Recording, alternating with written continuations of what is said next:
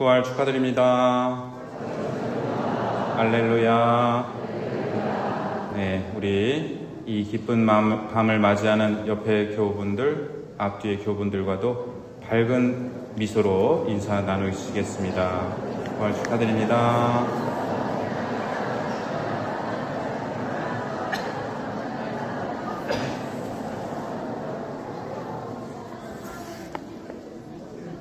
오늘 2층에 우리 복사단 친구들과 주일학교 친구들 계시고, 3층에는 천영 성취하는 친구들, 또 주일학교, 또 중고등학부, 그리고 청년분들 많이 오셨는데요.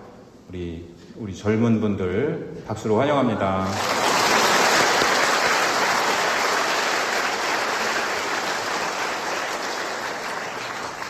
여러 친구들은 우리 지휘자님께서 조금 데려다가 좀 제자로 받아주시면 좋겠는데, 지금 화답송 할 때 여러 친구들이 같이 지휘를 했거든요. 소질이 있는 친구들이 굉장히 많은 것 같습니다. 우리는 오늘 모든 장엄한 예식 가운데 가장 드높고 존귀한 파스카 성야 미사를 봉헌하고 있습니다. 오늘 전례 안에는 부활하신 주님을 드러내는 세 가지 상징이 있습니다. 첫 번째는 빛입니다. 우리는 빛의 예식으로 오늘 전례를 시작했습니다. 불이 꺼진 캄캄한 성당에 부활초가 행렬하였습니다. 빛과 어둠은 이렇게 세상에 공존합니다. 세상의 어둠은 빛이신 주님께 유죄 판결을 내렸고 그분을 처형했습니다. 그러나 주님은 부활하셨습니다. 5개의 향덩이를 꽂은 부활초는 5 상처를 지니시고 부활하신 주님을 상징합니다.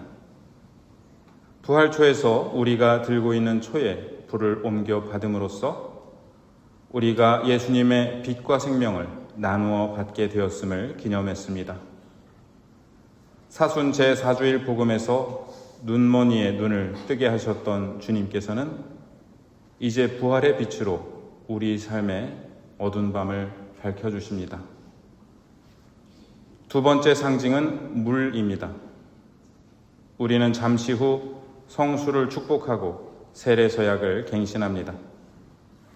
사순 제3주일의 사마리아 여인은 우리의 영적 목마름을 상징하는 인물이었습니다. 메마른 광야 같던 우리 영혼은 세례의 물을 통해 하느님 자녀라는 비옥한 땅으로 다시 태어났습니다. 세 번째 상징은 피입니다. 이 피는 주님께서 성목요일에 성체 성사를 제정하시며 우리와 많은 이의 죄를 사해 주시기 위해 흘리시겠다고 하신 그 피이며 성금요일에 십자가 위에서 흘리신 피입니다. 사순 제5주일에 라자로에게 생명을 주신 예수님께서는 이제 당신 피로 우리에게 영원한 생명을 주십니다. 빛과 물과 피, 이 세 가지 상징은 오늘 전례 안에서 빛의 예식, 성수 축복, 그리고 성찬의 전례를 통해 어우러집니다. 예수님의 부활은 모든 성경 말씀을 새로운 빛으로 읽게 합니다. 이전에는 희미했던 구절들이 주님 부활로 새로운 의미를 내뿜습니다. 제1독서에서는 하느님께서 말씀으로 세상을 창조하십니다. 이제 우리는 이 말씀이 그리스도시라는 것을 알게 되었습니다. 제2독서에서 아들 이삭을 번제물로 바치려던 아브라함은 하느님 말씀을 듣고 순양을 대신 제물로 바칩니다.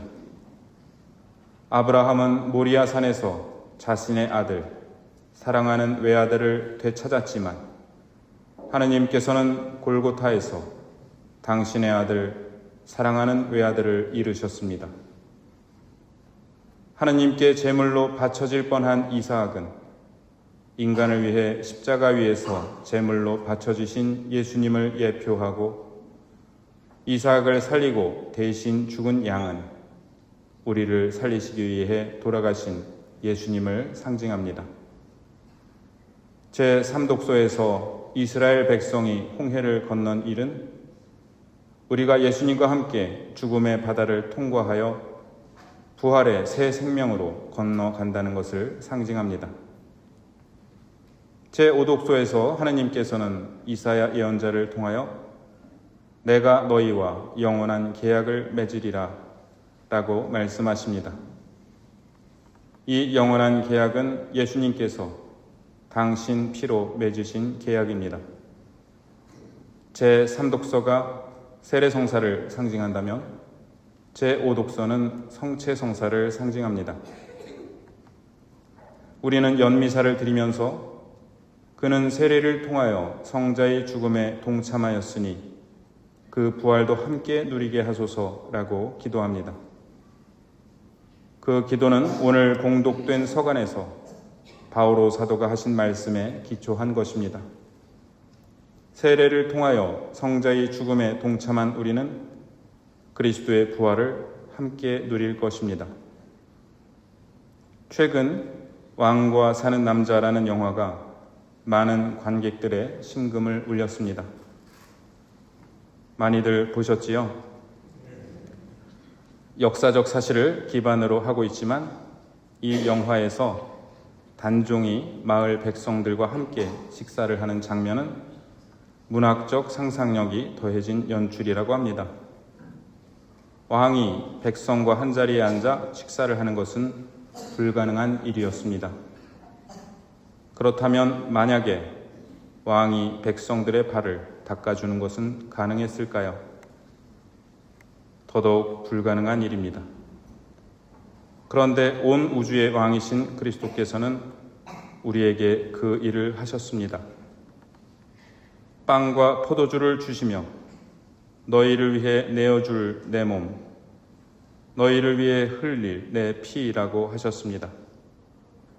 그것을 받아 영하고도 도망친 우리에게 주님께서는 배신자라고도 하지 않으시고 비겁하다라고 하지도 않으셨습니다. 대신 이렇게 부르십니다. 내 형제들. 오늘 복음에서 부활하신 주님께서는 여인들에게 말씀하십니다. 가서 내 형제들에게 갈릴레아로 가라고 전하여라. 그들은 거기에서 나를 보게 될 것이다.